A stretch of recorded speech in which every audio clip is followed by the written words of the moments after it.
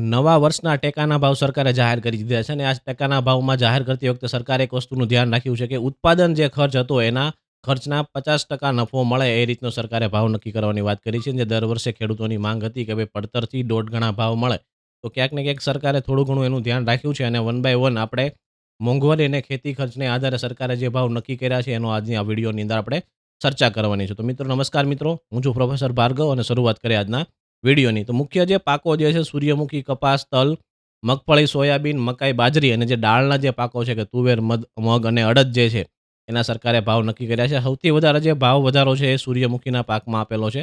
તો સૌથી પહેલા સૂર્યમુખીના ભાવની અંદર જે જૂનો ભાવ અહીંયા જે પણ ભાવ છે એ 100 કિલોનો ભાવ છે, કારણ કે સરકાર જે છે એ ક્વિન્ટલનો ભાવ નક્કી કરે છે. એટલે કે ₹7700 ભાવ હતો એ ₹8300 છે અને સૌથી વધારે વધારો થયો છે. એટલે કે ₹1680-86 જેવો જે છે એક મણ, એટલે કે 20 કિલોનો ભાવ નક્કી થયો છે. સેમ આપણે રાગીનું ઉત્પાદન આપણે મોટાભાગે આપણા એરિયામાં થતું નથી, પણ એનો ભાવ પણ છે એની અંદર ₹319, એટલે મણે જે છે ₹60 ની અંદર વધારો કર્યો છે. જે મેઇન પાક આપણા સૌરાષ્ટ્રની અંદર જે લેવાય છે એ ભાવ છે કપાસ.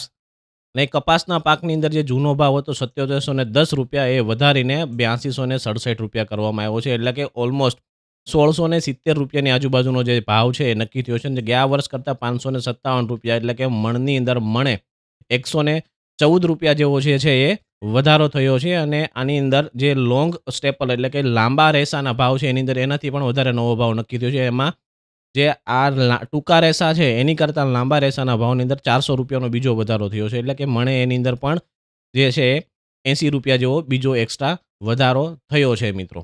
વાત કરીએ તલના ભાવની, તો તલના ભાવની અંદર જૂનો જે ભાવ હતો એ ₹9846 હતો, જેની અંદર ₹500 વધારા સાથે ₹10,036 ભાવ થયો છે. એટલે અરાઉન્ડ ₹2100 આજુબાજુ જે ભાવ છે એ તેલીબિયાંની અંદર સૌથી મહત્વનો ગણાતો પાક તલની અંદર થયો છે.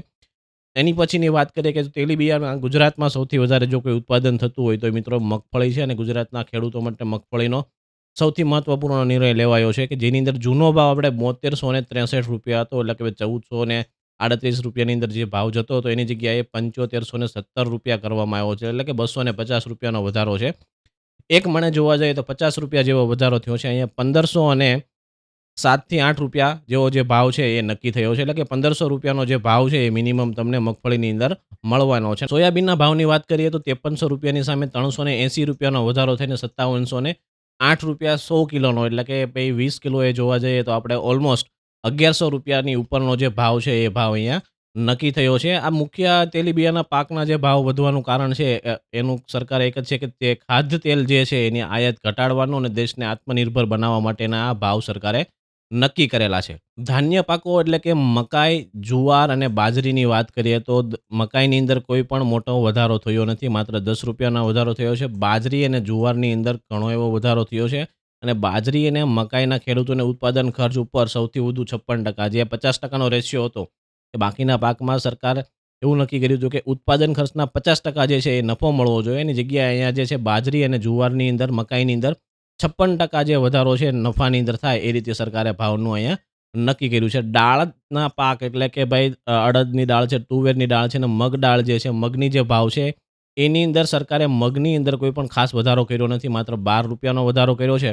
અને એની સામે તુવેર અને અડદની અંદર જે છે 400 થી ₹450 100 કિલોનો, એટલે કે મણે જે છે ₹80 થી માંડીને ₹82-83 સુધીનો વધારો કર્યો છે. અને અહીંયા દેશમાં દાળનું ઉત્પાદન વધારવા 100% ખરીદીની સરકારની ગેરંટી છે કે સરકાર જે છે તમે દાળ જો વાવતા હશો તો એની 100% ખરીદી આ ભાવે સરકાર જે છે એ તમારી કરી લેશે મિત્રો. તો મિત્રો આ હતા મુખ્ય પાકો જેની અંદર સરકારે ટેકાના ભાવમાં વધારો કર્યો છે. પણ આ વધારો મારા અંદાજ પ્રમાણે પૂરેપૂરો નથી. એટલે કે જેટલા ભાવ મળવા જોઈએ, જે ખર્ચની સામે જે ખાતરમાં જે ભાવ વધ્યા છે ભાઈ 50-50%નો જે વધારો થયો છે ડીએપી ને યુરિયાની અંદર, એની સામે આ ભાવ પૂરતા ના હોય એવું મારું માનવું છે. હવે આમાં તમે શું માનો છે, તમારો અભિપ્રાય છે જરૂરથી કોમેન્ટની અંદર જણાવજો. અને તમે ખેતી કરો છો તો તમે કયો પાકનો ભાવ સૌથી વધારે સારો લાગ્યો અને તમે કયો પાક વાવવાનો છો એ પણ કોમેન્ટ કરીને જણાવજો. અને વિડીયો ગમ્યો હોય તો લાઇક, શેર અને ચેનલને સબસ્ક્રાઇબ કરજો. હું છું પ્રોફેસર ભાર્ગવ. મળીએ ફરીવાર આવા જ વિડીયો સાથે. નમસ્કાર મિત્રો.